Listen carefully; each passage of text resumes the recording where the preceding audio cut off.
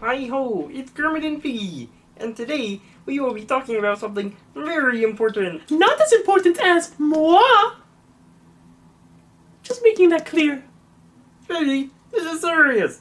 We will be talking about substance abuse and how it affects people. Oh yes! And it can affect anyone, regardless of age or of how fabulous they are. So pay attention! Now, what is substance abuse, you may ask? Good grief. Substance abuse refers to addictive drugs, such as alcohol, marijuana, and nicotine. Substance abuse happens when a person cannot control the cravings for the drug. Not all drugs are bad when used properly, but if you take too much, that is to say, the dosage is too high, your body can quickly become dependent on the drug. Everything in moderation, as I like to say. Sure you do. So, what is actually happening when you are addicted? First of all, drugs can change the way your brain works. Brain cells called neurons send electrical signals that can control your actions and emotions.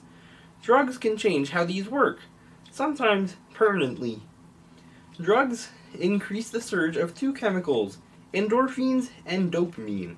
Endorphins cause happiness, and dopamine positively reinforces the drugs, all while disrupting your brain's ability to think properly. Whoa, that sounds like a pretty nasty cycle! I can't imagine being so wrapped up in something. Yeah, imagine that. What was that? So yeah, a horrible cycle. Drugs can change what is important to you. Meaning, the things that made you happy in the past won't make you happy anymore.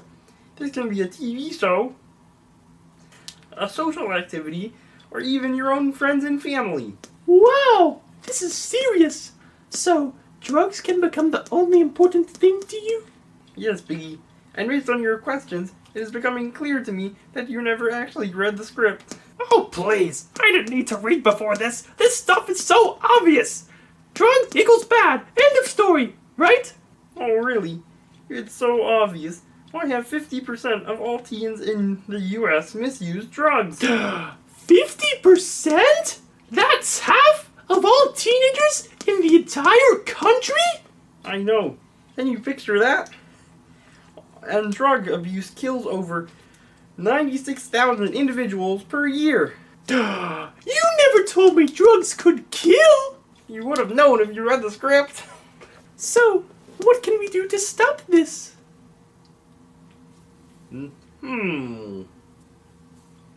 Knowledge and hugs can stop the drugs. Knowledge and hugs can stop the drugs. Exactly.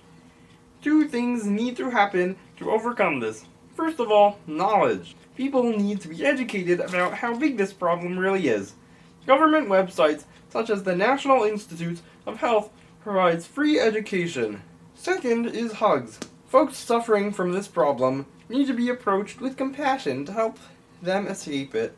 There are plenty of online community organizations, such as Shatterproof, that focus on this topic. Wow, so you're right. Reading is important. Just imagine what would happen if these 50% of teenagers all saw this video. Exactly. And if everyone could understand these resources, the risks of brain damage and death could drop greatly. So, if someone you know is addicted, there are ways you can help, right? Correct. There are a few warning signs to look out for to tell if somebody needs help, such as decreased social activity, neglecting responsibilities, and giving up hobbies in favor of the drug. If someone shows these signs, they could be helped by group therapy or rehabilitation. But as a non-medical professional like myself, there's not much I could do, is there? That's not true. As someone's friend, your support is very valuable because you can be a voice of reason that they trust. Ah, okay. So it looks like resources is the key word here. Exactly, Piggy. Surrounding people with positive resources is an excellent way to prevent these issues of drug abuse.